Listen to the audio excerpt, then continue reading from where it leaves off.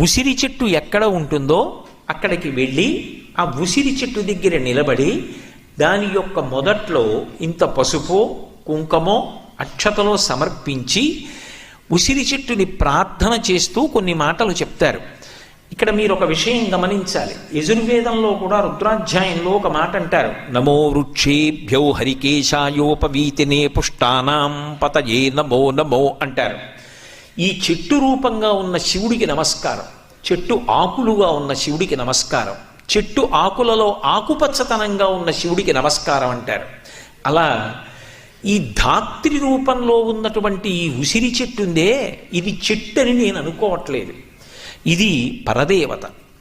పరదేవత అయి ఈ కాలంలో ఎన్ని ఉపద్రవాలు వస్తాయో అన్ని ఉపద్రవాలకి విరుగుడు కూడా ఈ చెట్టులోంచి వస్తోంది. అంటే అమ్మవారే ఈ చెట్టు రూపంలో నిలబడి అనుగ్రహం